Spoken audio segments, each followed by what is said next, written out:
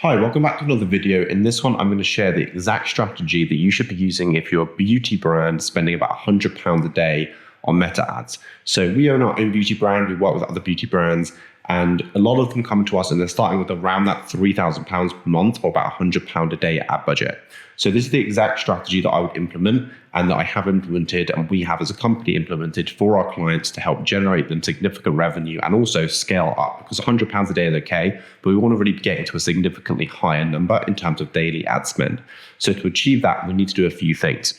Now, when you're at this level, you may or may not be working with an agency. If you are, it's probably quite tight in terms of the margins, the metrics, and the numbers that you're kind of working with.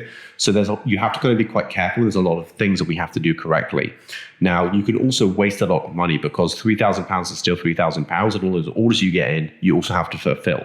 So there's quite a lot of concerns and it's quite a tricky phase to be in. And you want to really scale past that because, again, even at a 3K budget, even if you're getting like a 2 or even a 3x return on that, which as a beauty brand is probably going to be on the harder end of the scale, especially if you're watching a video like this, you're probably not hitting that performance. Therefore, if you are achieving a lower price than that, even if you were hitting 3x, that's only £9,000. By the time you've taken COGS into consideration and all the other costs related to the business, you're not really ending up with much profit. So it's quite a delicate phase to be in, and we really want to scale brands past this.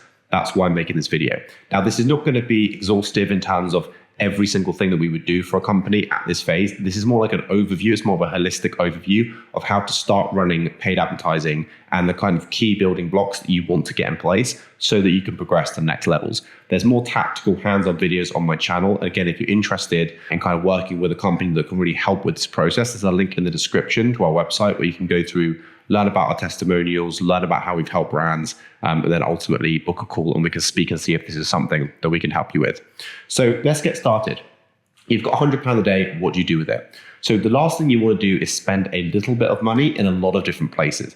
The reason why is that will get you no actual data. You won't learn anything. You won't know what's worked and what hasn't worked. So we want to avoid that. Instead, we want to focus on getting clear outcomes from each test. So each time you run a test using paid advertising, you really want to get a definitive outcome. So at the very least, you've learned what has or has not worked so you can improve it for the next test. Otherwise, you're just spinning your wheels and it's not really working.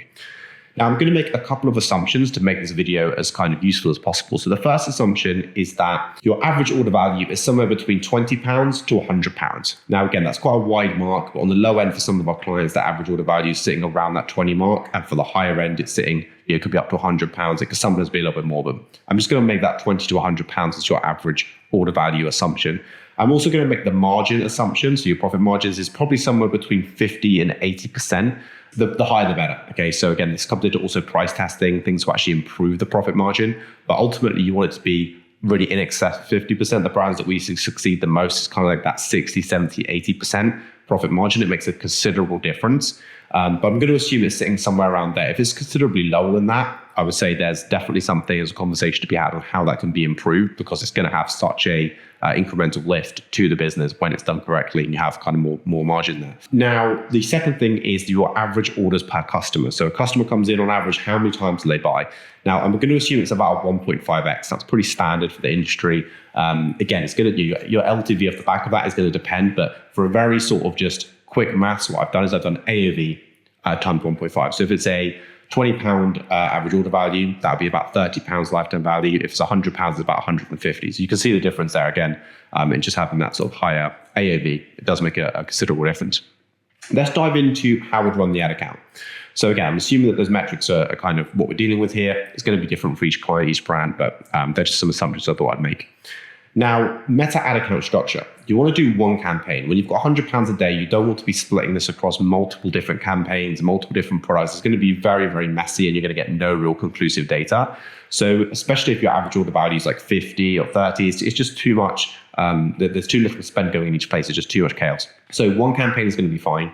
You want that to be focused on your hero products. Whatever your main product that sells the best and hopefully has some good margins and has good customer return rate, that's the product you want to be promoting. You also want to be doing broad targeting. So at this point, you don't want to be doing loads of different interest targeting, lookalikes, retargeting, all of this. So you just don't need to. Just do broad targeting. Okay, that is going to take care of everything. There's loads of videos on my channel about broad targeting. There's loads of videos on other people's channels about broad targeting. It's very popular, and it is ultimately the best way of doing targeting at this current point in time on Meta. So I would just add in your age, location, and gender. So like if it's UK-wide, just do UK or US, depending on who you're targeting.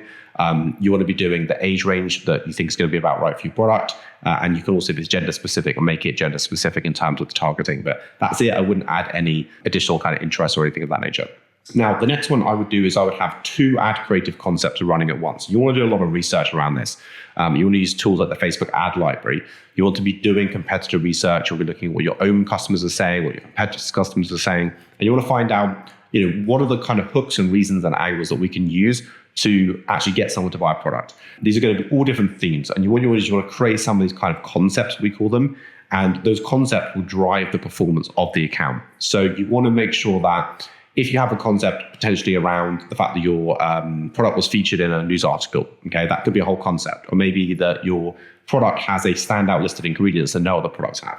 Or maybe the mechanism of delivery of your product is unique. It's not just the same as everyone else's. Whatever the kind of key unique selling points of your product are, or of your brand are, you want to highlight these in different concepts. So let's take the first one. Let's say you've been recently featured in an article online or through a prestigious company publication.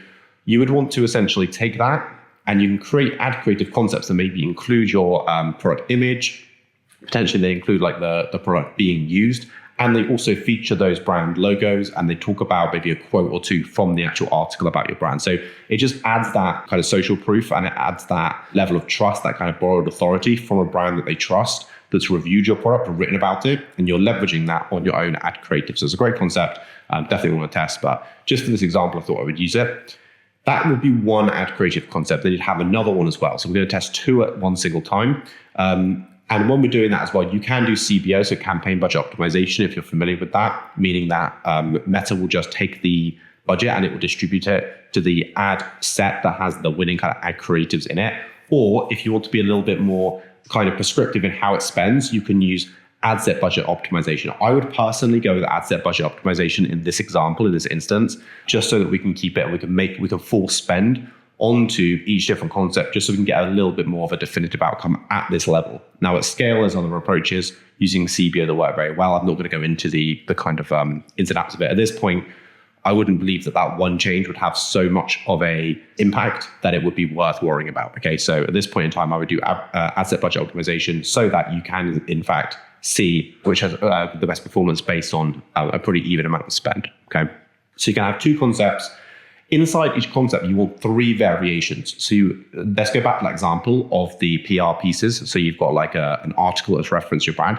You would maybe create 3 different images, all using the same kind of hook and assets. So like you would take the same quote from the article and you would use that on 3 different images of your product. So you've got the product showcased in a slightly different way, but the rest of the creative looks pretty much the same. That's so that we can just have a different variation of the same thing. So we're not relying on just one ad to do all the heavy lifting and one ad to win straight out the gate. I'd also test just one piece of ad copy at first. Okay, so we want to be doing copy testing, but to begin with, let's just standardize it, just have one ad copy that we're running. And then what are we actually looking for out the back of this? So we're looking to establish what your numbers are with real data. Now, it's very, very easy to make all these projections of what we need to be getting with sales, but ultimately, what does your brand actually achieve? When we run ads, what does it actually look like? What is your cost per sale? What is your cost per add to cart? What are all the metrics looking like? And really, it's cost per customer and cost per sale that matters. So we want to establish that with some real data. So once we're running these tests for a few days, if you're spending £100 a day, 3 to 5 to 7 days in, you're going to have a pretty good set of data to kind of see, okay, I'm starting to see what the cost per sale is just at this first stage, just this initial stage. Nothing crazy, but just kind of to start with. We also want to learn what messaging works. Okay, what messaging actually makes sales, because we're testing these ad concepts. So which one worked? We initially started with 2, but which one was the most effective? From there, we can do a couple of things. So we start to look at, okay, what's next though? So we've run a couple of ad concepts, we've got a few sales in, maybe one's working better than the other. What's next?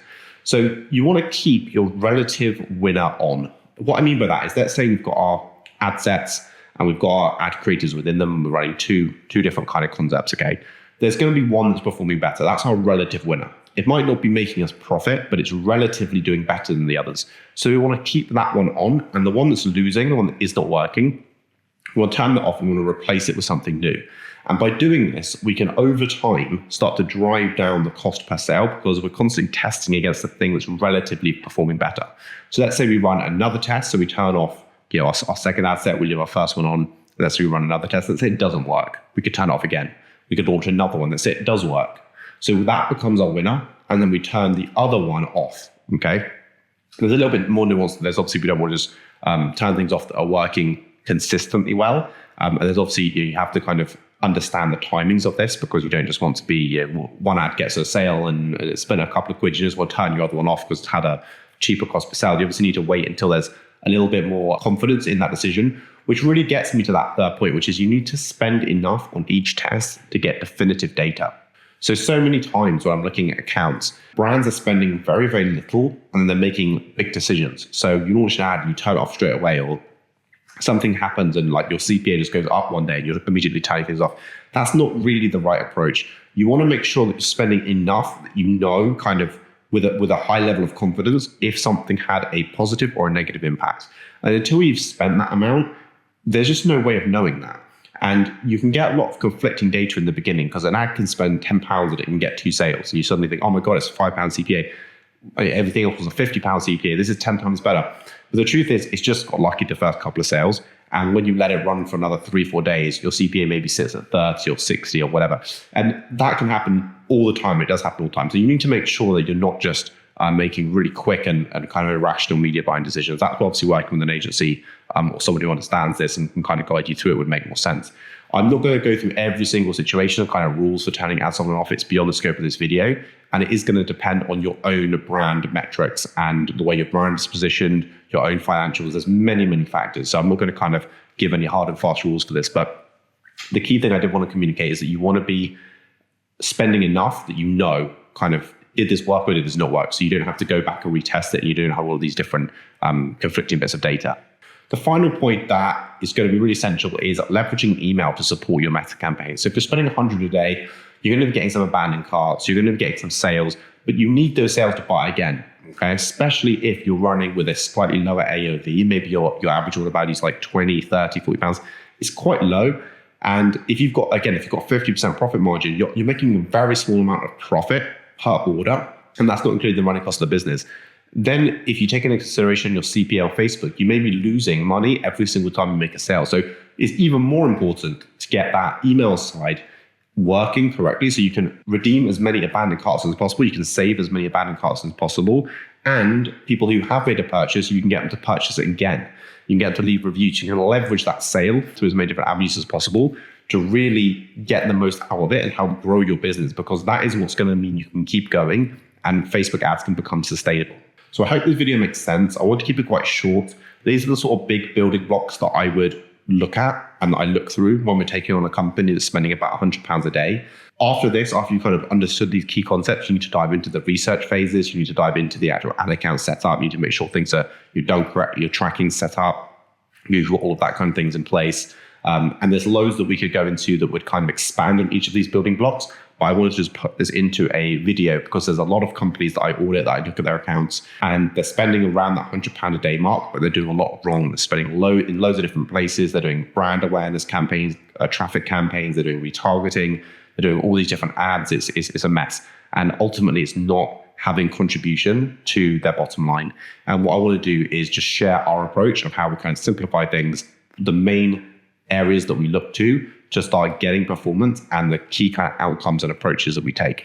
Now, if you're interested in working with us, there's a link in the description. You can book a call and I'd love to go through, have a look at your ad account, have a look at your business and see if it's something that we can help with. We have loads of testimonials on our website. So go and have a look at those as well and see if it's something that we can help with. At the very least, I got some value out of this and I hope to catch you in the next one. Thanks.